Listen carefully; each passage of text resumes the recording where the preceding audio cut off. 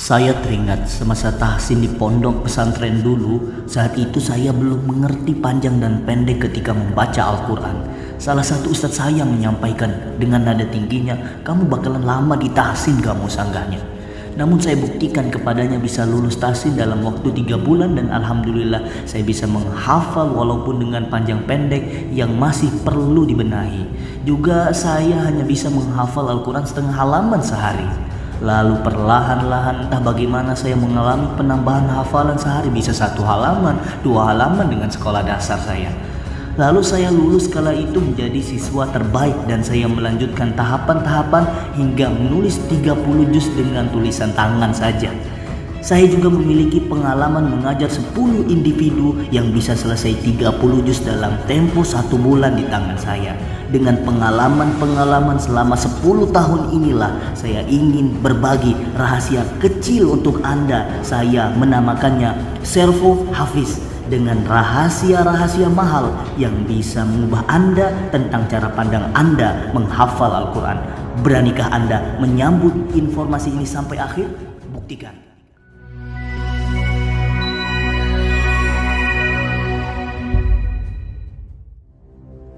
Software Hafiz. Setiap manusia yang ingin memiliki keahlian haruslah memiliki servonya, juga operating system yang sesuai. Bayangkan jika Anda ingin mengaplikasikan Photoshop tapi operating system Anda Android, tentu tidak akan seimbang dengan Anda.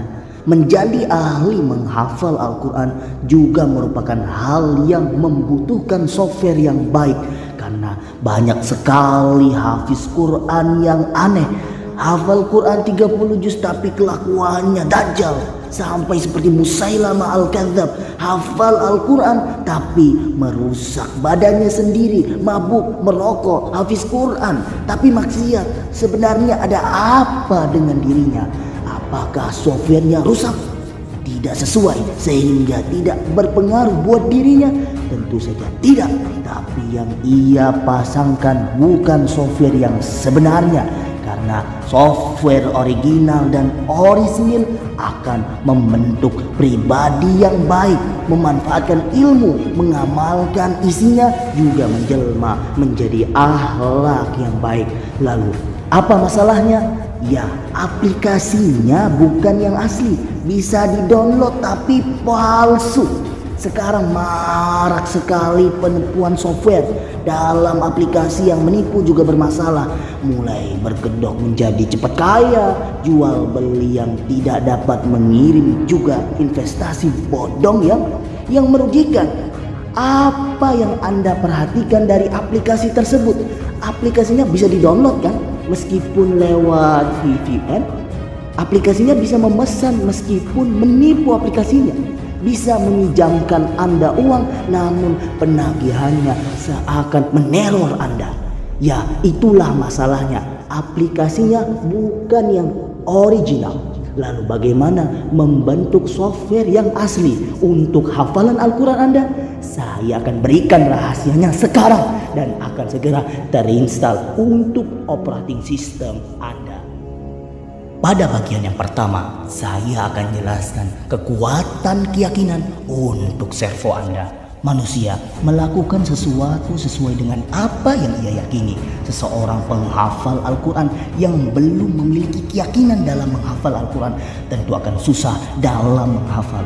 Ketika kita meyakini tidak bisa menghafal 1 halaman sehari, maka kita tidak akan pernah bisa melakukannya. Dengan keyakinan yang baik dan kuat, kita akan mudah menghafal Al-Quran.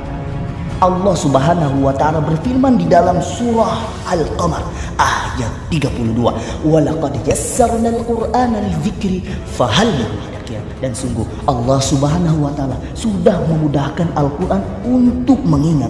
Maka apakah mereka tidak muddakir, tidak berpikir, tidak mengambil pelajaran? Inilah janji Allah Subhanahu wa ta'ala yang memudahkan kita dalam menghafal Al-Quran. Lalu mengapa kita susah menghafal ya? Karena diri kita sendiri tidak meyakininya.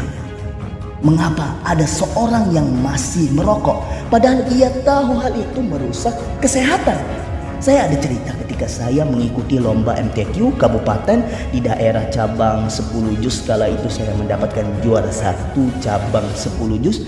Saya mendengar percakapan dari seseorang official partner yang bertanya kepada salah satu peserta, "Dek, kamu merokok atau tidak? Kalau tidak, jangan sampailah merokok, Dek. Gak baik untuk kesehatan, Dek." Ada itu pun mengganggu-ganggu. Tetapi yang saya lihat sendiri, orang tersebut tetap merokok. Saya heran mengapa ia tetap merokok. Ya, itu karena otak sadarnya tahu bahwa merokok itu buruk untuk kesehatan, namun ia tetap merokok karena perintah bawah sadarnya yang memiliki informasi bahwa merokok enak, merokok membaguskan suara mungkin, dan keyakinan-keyakinan yang mendukung bahwa merokok itu dibutuhkan untuk dirinya. Ini adalah contoh keyakinan. Dengan keyakinan Anda bisa melakukan sesuatu yang Anda inginkan. Karena keyakinan sesuatu bisa menjadi mungkin karena keyakinan itu tidak terbatas. Tiga, keyakinan itu tidak terbatas. Lalu seberapa yakinkah Anda bisa menghafal 30 juz? 30 juz, 100%, 1000%, atau tak terhingga keyakinan Anda bukti